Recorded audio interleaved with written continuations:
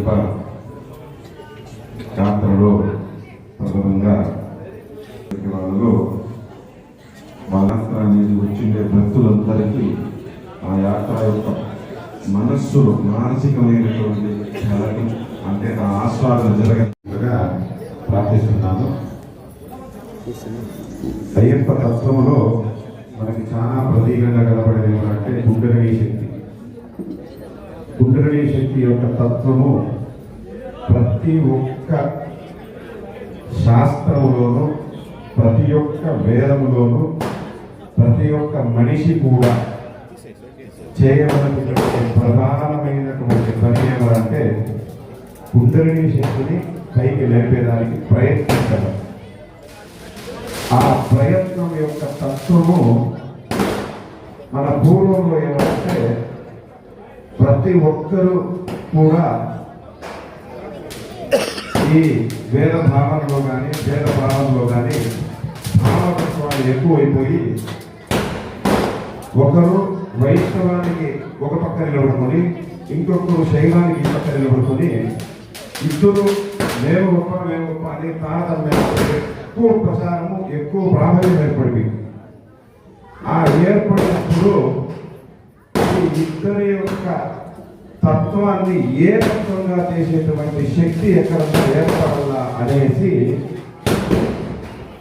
శ్రీ మహావిష్ణువు ఈశ్వరుడు బ్రహ్మ ముగ్గురు చేరి ఈ మనుషుల్లో ఈ తత్వాన్ని పోగొట్టాలా, ఈ తత్వాన్ని పోగొట్టే శక్తి ఎక్కడి నుంచి రావాలా అని చూసినప్పుడు అది మనకి పూర్వంలో యొక్క మోహిని అవతారంలో ఈశ్వరుడు ఆ యొక్క మోహిని తత్వములు ఏకత్వంగా ఏర్పడి ఈ యొక్క వైష్ణవము శైవము రెండింటినీ కలిపేటువంటి తత్వం ఇది కావాలా. అంటే ఎవ్వరు కానీ ఇక్కడ మేము ఈ వైష్ణవం కానీ శైవం అని కానీ ఇక్కడ ఉండకూడదు అనే భావనలో ఈ అయ్యప్ప తత్వం అనేది బయట వచ్చింది అన్నమాట. ఈ అయ్యప్పకు పూర్వం ఏమంటే ధర్మశాస్త్ర అనేసి పేరు. ధర్మశాస్త్ర అనే పేరు ఈయనకి ఎందుకు వచ్చింది అంటే ధర్మ అనేటువంటి తత్వానికి ముగ్గురికే వర్తిస్తుంది ఈ శబ్దం.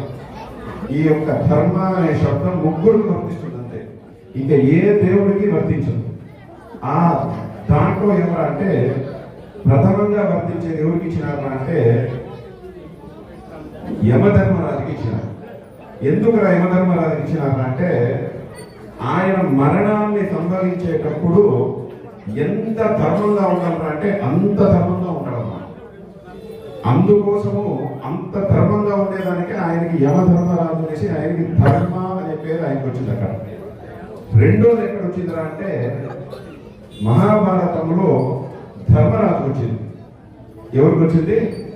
ధర్మరాజుకు వచ్చింది. ధర్మరాజుకి ఎందుకు వచ్చిందిరా అంటే మహాభారతం యొక్క మొత్తం మీరు చదివినారంటే ఒకే ఒక్క ఆయన మాత్రం ఎక్కడ కానీ ఈ పక్క నుండి ఆ పక్క మాట తప్పకుండా నిలబడుకుంటాడు అన్నమాట.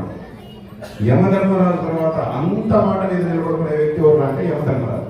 యమధర్మరాజు తర్వాత ధర్మరాజు.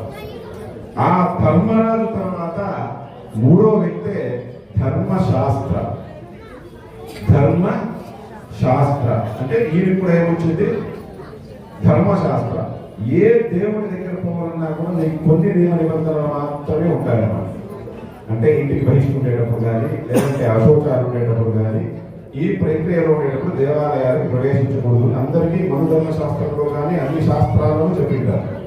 కానీ ఒక్క అయ్యప్ప దగ్గర పోయేదానికి మాత్రమే మీరు కఠినంగా నియమం తీసుకొని మీరు కఠినత్వం ఏర్పరచుకొని ఆయన దర్శనానికి పోవాలా.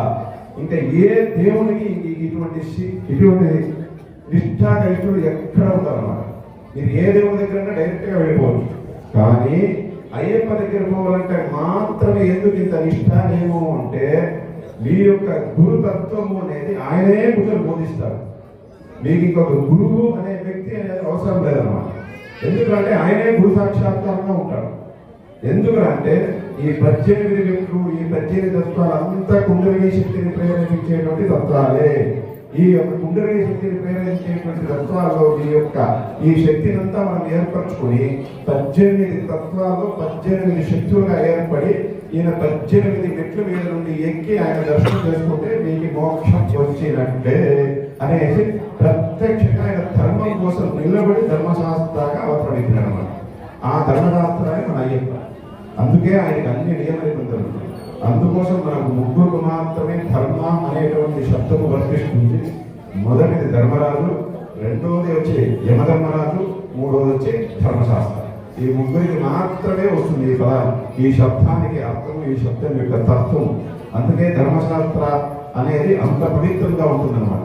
అంటే ఆ తత్వంలో ఏంటంటే ఆయన సన్యాసి తత్వంలో ఇంకా నిగూఢంగా చెప్పాలంటే అయ్యప్పకి ఉదయం అంతా అంటే సుప్రభాతం నుండి మాధ్యాహ్నిక సమయం వరకు ఆయన అంతా శీతత్వంలోనే ఉంటాడు.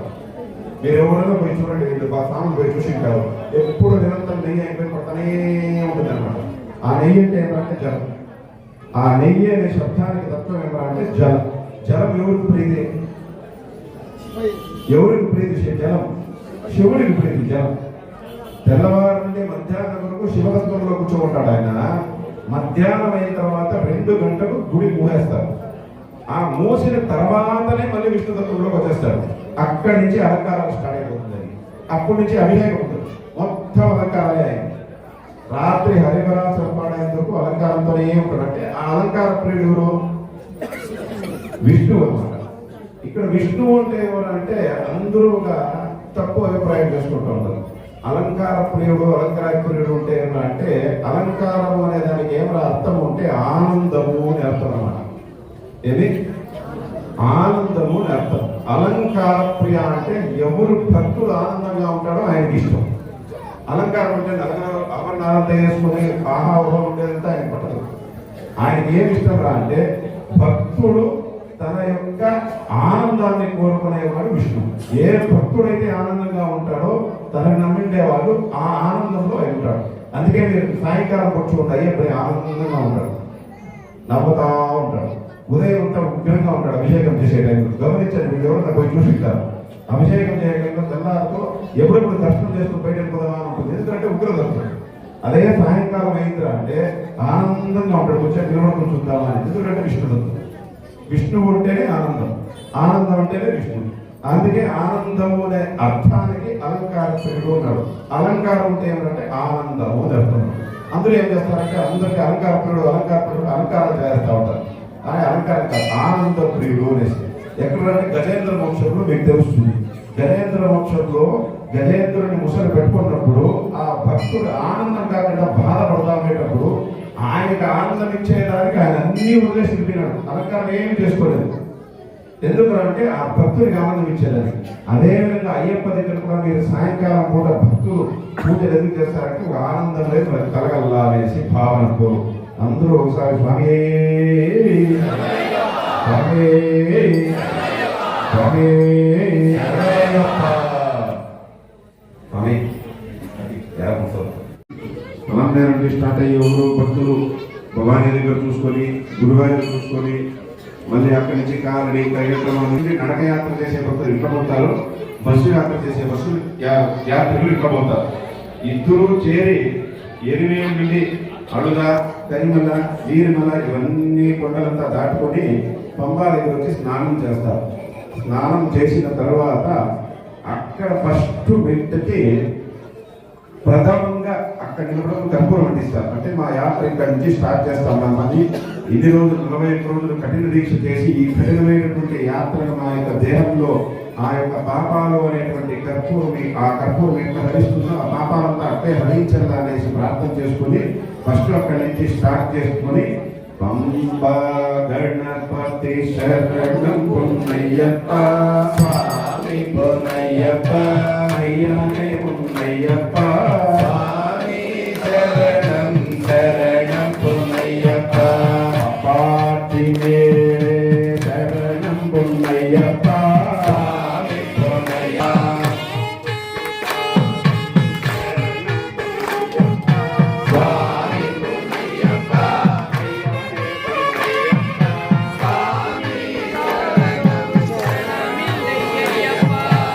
తిరుపతి మోరం శరణం పొన్నయ్యప్ప స్వామి పొన్నయ్యప్ప అయ్యనే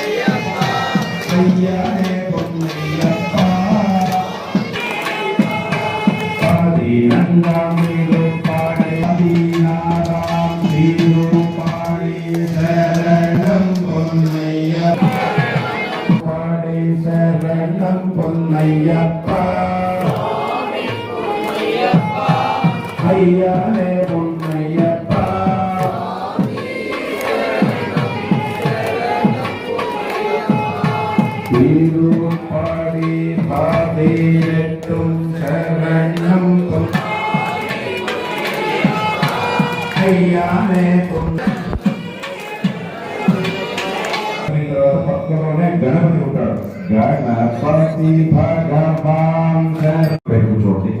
మాల వేసిండే స్వాములందరూ మోకాడు కూర్చోవాలి. స్వామి భక్తాలందరూ కూడా ఇక్కడ గమనించాల్సింది ఏమంటే ఈ యొక్క మహత్తరమైనటువంటి పూజకి చాలా విశేషంగా భాతృగుణంతో ప్రతి ఒక్క సేవాకర్తలు కూడా దయచేసి ఇక్కడ ఉండేటువంటి సేవాకర్తలు జనాల్లో ఎక్కడున్నారో తెలియదు. సేవాకర్తలందరూ కూడా హరివరాసనమైన తర్వాత నా దగ్గరికి వచ్చి స్వామికి వేసినటువంటి తులసి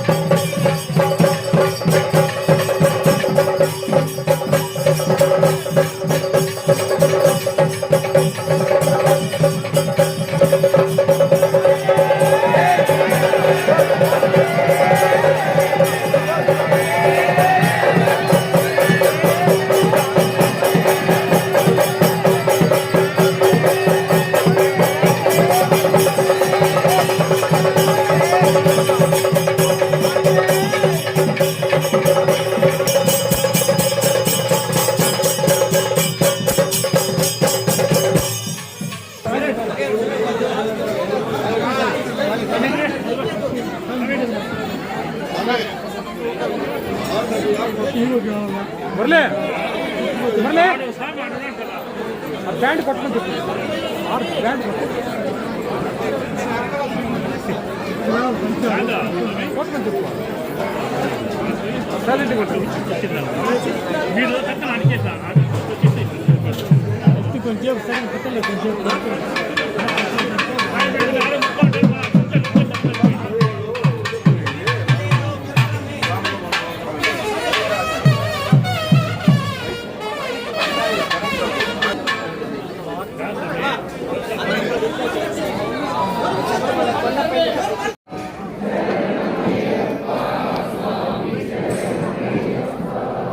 శ్రీధరణ ప్రియం స్వామి చింతితప్రదం స్మృతి విభూషణం స్వామి సాధు జీవనం శృతి మనోహరం స్వామి గీతలాలసం హరిహరాత్మజం స్వామి దేవా స్వామి శరణమయ్యప్ప శరణమయ్యప్ప స్వామి శరణమయ్యప్ప